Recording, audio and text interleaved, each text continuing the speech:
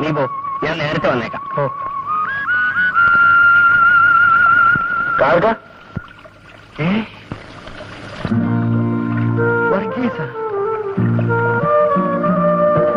എന്നെ മനസ്സിലായല്ലേ? നിന്നെ മറക്കാൻ പറ്റുമോ മോനെ? നീ എന്ന് വന്നു? ജയിലിലോട്ട് കുറെ ആയി. ഇന്നാ ഇവിടെ വന്നു. വാ, നമുക്ക് എന്റെ പുറയിലേക്ക് പോവാം.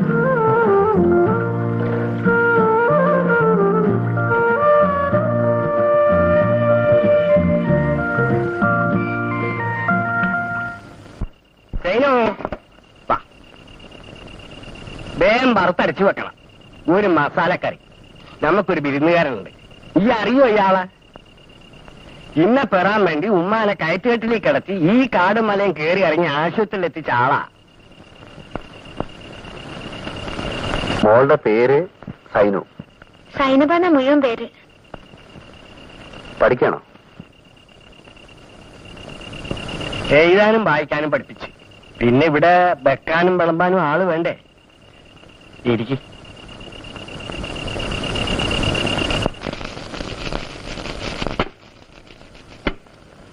വർഗീസിനെ പോലീസുകാർ പിടിച്ചുകൊണ്ട് പോയതിന് ശേഷം കുറെ നാളത്തേക്ക് ഞങ്ങൾ ആരും അന്നെ പുറത്തേക്ക് കണ്ടിട്ടില്ല. അക്കാലത്ത് പൈലിയും ചാക്കോച്ചനും ഒറ്റ കെട്ട, കൂട്ടത്തിലും ഞാനും. നായാട്ടും വെടിയിറച്ചിയും കോഴിക്കോട്ട് പോക്കും ബഹു ഖുഷിയായിരുന്നു. മാത്തുക്കുട്ടിക്ക് അന്നയെ കല്യാണം ആലോചിക്കുന്നത് അപ്പളാ. പക്ഷെ അന്ന സമ്മതിച്ചില്ല. അവൾ തീർത്ത് പറഞ്ഞ് അവൾക്ക് കല്യാണം വേണ്ട. ഒടുവിൽ പൈലി എന്നോട് പറഞ്ഞ് കാതിർക്ക അവളെ ഒന്ന് ഉപദേശിക്കണോ. കാതിർക്ക, ഇതുവരെ ഞാൻ എന്റെ ചേട്ടൻ പറഞ്ഞ അനുസരിച്ചിട്ടേ ഉള്ളൂ. ഇക്കാര്യത്തിൽ മാത്രം ആരെയും നിർബന്ധിക്കരുത്. മോളെ, നിനക്കറിയാമല്ലോ, ചാക്കോച്ചനും നിന്റെ ആങ്ങളെ പൈലിയും പങ്കിനാണ് ആ മല വാങ്ങിയതെന്ന്. ഉള്ള പൈസ മുഴുവൻ അതിനു വേണ്ടി ചെലവാക്കിയിരിക്കുകയാണ്. ആ നിലയ്ക്കിപ്പോ അവര് കൊണ്ടുവന്ന ഈ കല്യാണക്കാര്യം നമ്മളായിട്ട് വേണ്ടാന്ന് പറഞ്ഞ ആകെ കുഴപ്പത്തിലാവും. നമ്മുടെ തറവാടടക്കം എല്ലാം വിറ്റുപെറുക്കി കിട്ടിയ കാശ ചാക്കോച്ചന്റെ കയ്യിൽ കിടക്കുന്നത്. അതുകൂടെ നഷ്ടപ്പെട്ട പിന്നെ ഞാൻ ജീവിച്ചിരുന്നിട്ട് കാര്യമില്ല. ഈ കുഞ്ഞുങ്ങളുടെ കാര്യമൊന്നും ഓർത്തേ.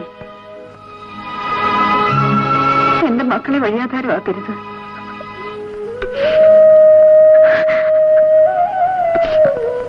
ജീവപര്യന്തം തടവിന് ശിക്ഷിച്ച് ജയിലിൽ കിടക്കണ ഒരുത്തന് വേണ്ടി നീ ഇനി കാത്തിരുന്നിട്ട് എന്താ മോളെ കാര്യം?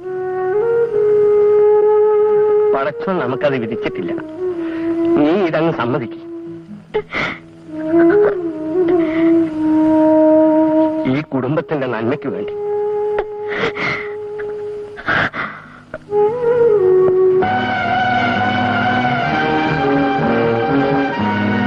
അങ്ങനെ എല്ലാവരും കൂടി നിർബന്ധിച്ച് അവളെ കൊണ്ട് അത് സമ്മതിപ്പിച്ചു.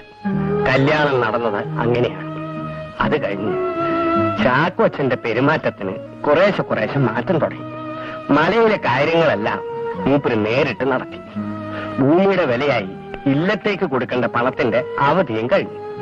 അതിന് വേറെ വഴിയില്ലാഞ്ഞ് മലയിലെ മരത്തിനെല്ലാം കച്ചവടം ഉറപ്പിച്ച് ഞാനും പൈലിയും കൂടി ചാക്കോച്ചന്റെ പുറയിലേക്ക് ചെന്നു. ഏത് മരത്തിന്റെ കാര്യമായി പറയുന്നേ? നമ്മുടെ മലയിലെ. ഓ, നമ്മുടെ മല. ഇല്ലത്തെ പണം കൊടുക്കാൻ എത്ര പ്രാവശ്യം പൈലെടുത്ത് ആളെ വിട്ടു. അവധി കഴിഞ്ഞപ്പോ അവർ ഭൂമി വേറെ ആമ്പിള്ളേർക്ക് വിറ്റു. ആർക്ക് കൊടുത്തെന്ന് താനത് അന്വേഷിക്കണ്ട.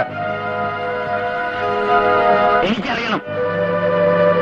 തന്റെ വീട് സമയത്ത് കിട്ടാത്തോണ്ട് ഞാൻ വേറെ പങ്കാളിച്ചത് വാങ്ങിച്ചു.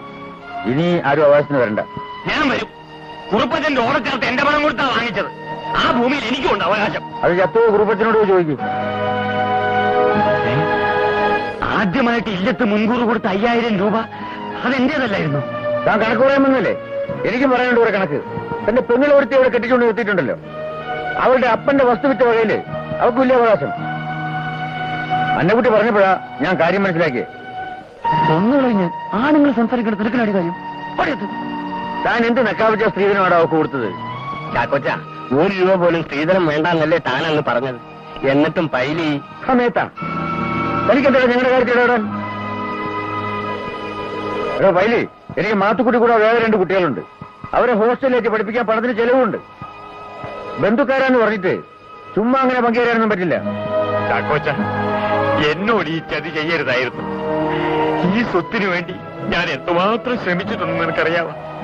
അന്നക്കുട്ടിയുടെ ഇഷ്ടം നോക്കാതെ അവളെ ഇങ്ങോട്ട് ഇറക്കി വിട്ടതുപോലും ഇത് നഷ്ടപ്പെട്ടിരുന്നു കരുതിയ. ബുദ്ധി ഉറയ്ക്കാത്ത എന്റെ 2 പൊന്നു മക്കളെ മുന്നിൽ നിർത്തിയാണ് ഞാൻ ഈ കടുങ്കൈ ചെയ്തത്. എന്നിട്ട് നീ ഞങ്ങളെ ചതിച്ചു, പിടിച്ചു പറിച്ചു. ചാക്കോച്ച, നീ ഇത് അനുഭവിക്കും. സ്വത്തിനോട് നീ ജീവിക്കില്ല. ഇതിന്റെ കൂലി നിനക്ക് ദൈവം തരും. കണ്ടോ, ഞാനില്ലെങ്കിൽ എന്റെ മക്കളുടെ മുന്നിൽ ഈ സ്വത്തും മുതലും നിന്റെ ജീവൻ പോലും കടപ്പെടും.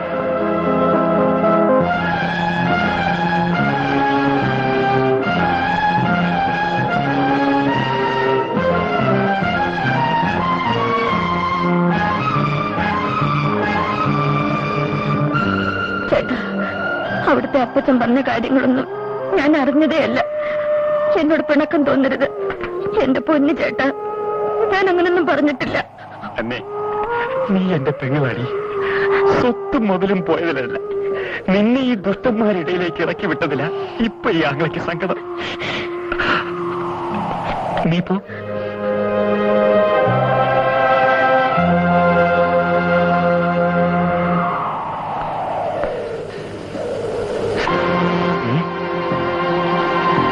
എന്താ, കുറച്ചിരിക്കണം? വേണ്ട, ഒന്നുമില്ല.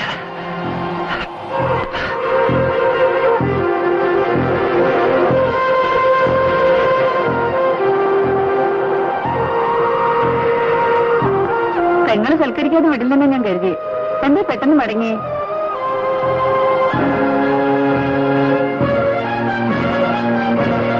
മറിയേ, ഒരു വെള്ളം എടുക്ക്.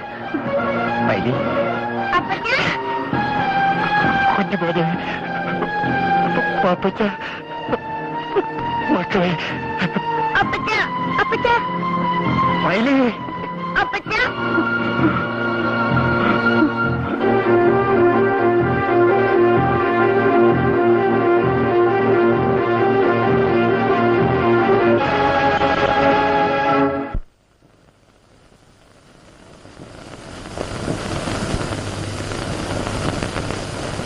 വയലിൽ പോയതിനു ശേഷം ആ കുടുംബം അനാഥമായി. ഓന്റെ കെട്ടിയോള് വളരെ കഷ്ടപ്പെട്ട ആ 2 കുട്ടികളെ വളർത്തിയത്. അന്ന് ഓടച്ചാർത്തിന് പണം കൊടുത്തതിന് രേഖയൊന്നും വാങ്ങിയിരുന്നില്ലേ? ഏത് ഓടച്ചാർത്ത്? ആര് പണം കൊടുത്തു? കുറുപ്പച്ചന് കൊടുക്കാൻ പൈലി ഏൽപ്പിച്ച പണം കൊടുത്തില്ല. അന്നല്ലേ നീ അയാളെ കൊന്നത്. പണം മുഴുവൻ ചാക്കോച്ചന്റെ കയ്യിലായി. ആ രൂപ മനക്കൽ കൊടുത്താ അവൻ ഭൂമി വിലക്ക് വാങ്ങിച്ചത്.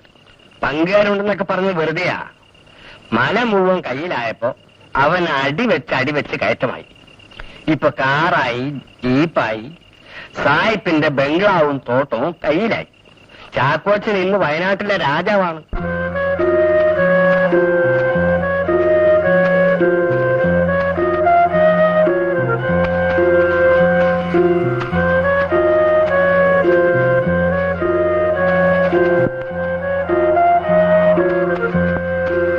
പറയുമ്പോ എല്ലാം പറയുന്നല്ലോ. ഞാൻ ഇന്നലെ കോഴിക്കോട് വക്കീലിനെ കാണാൻ പോയപ്പോ ഇവിടുത്തെ 2ാമത്തെ മകൻ അലക്സ് മുതലാളിയുടെ വീട്ടിലൊന്ന് കയറി. ഒരു ചെറിയില്ല ബാക്കി പറയാൻ. ഇവിടുത്തെ മൂത്ത മകനെ കുറിച്ചാണ് പറയുന്നത്. മൂപ്പർക്ക് തടിക്കച്ചവടത്തിന് കാശ് കൊടുക്കാത്തതിനുള്ള ആശിഷ. ജ്യേഷ്ഠാഞ്ചന്മാർ തമ്മിൽ ഇങ്ങനെ കലഹം തുടങ്ങിയാൽ ഇവിടുന്ന് മക്കളും ഉപദേശിക്കണം. ഓ, ഇനി അതിന്റെ കുറവേ ഉള്ളൂ. മൂത്തവനാണെങ്കിൽ കള്ളുകൂടിയും വേണ്ടാത്ത ആഭാസനങ്ങളും, ഇളയവർക്കാണെങ്കിൽ പഠിപ്പിന്റെ കൂടുതലും പണത്തിന്റെ തിളപ്പും. ഞാൻ പലതും പിടിച്ചടക്കി. പക്ഷെ എന്റെ മക്കളെ നിയന്ത്രിക്കാൻ എനിക്ക് കഴിഞ്ഞില്ല. നമ്മുടെ കുഞ്ഞുമുട്ടി ആയിട്ടുള്ള കേസ് അത് സുപ്രീം കോടതിയിൽ അപ്പീൽ കൊടുക്കണമെന്ന മാത്തുക്കുട്ടി മലയാളി പറയുന്നത്. അല്ല, ഞാൻ അതിനു വേണ്ടിയിട്ടായിരുന്നു കോഴിക്കോട് വരെ പോയത്. താൻ ഉപദേശിച്ചതാണോ മാത്തുക്കുട്ടിയെ? അല്ല, എന്താ ഇപ്പോ അവിടുന്ന് ഇങ്ങനെ പറയുന്നത്? ആ നമ്പൂതിരിയുടെ കാര്യസ്ഥ പണി നോക്കി താൻ എല്ലാം മുടിച്ചു. ഇപ്പോ എന്റെ മോന്റെ കാര്യസ്ഥനായിട്ട് ഇവിടെ കൂടിയിരിക്കുകയാണ്. കേസും വഴക്കുമായിട്ട് താൻ അവനെ കൂടി മുടിക്കരുത്. തോറ്റു. ഇനി മോൻ പോയി കാപ്പൂടി.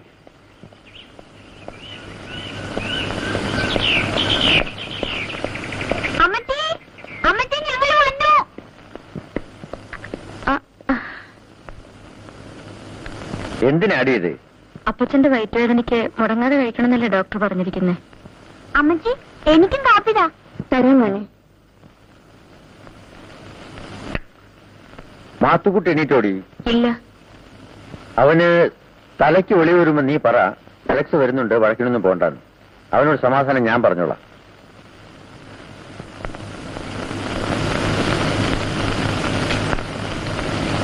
അതോടെ വയ്ക്കേ. ഇത് മുളക, ഇതിരിക്കട്ടെ.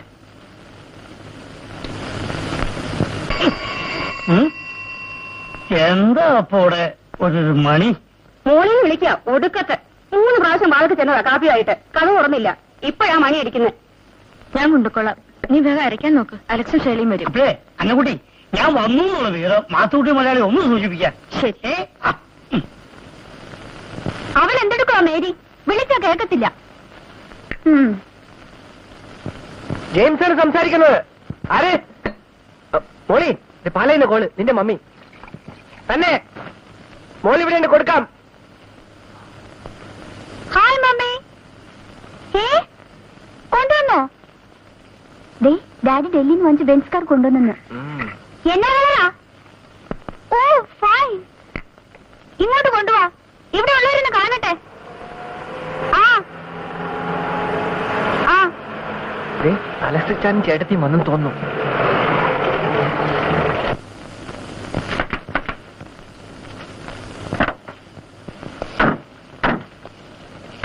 എന്താടാ മോനെ?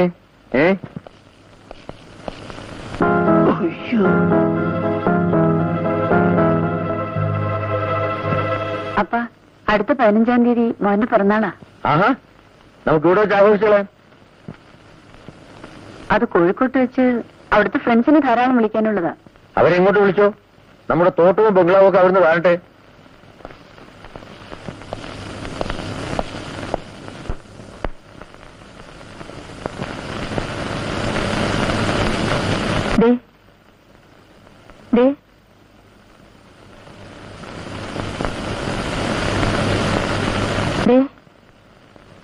നോക്കിയേ.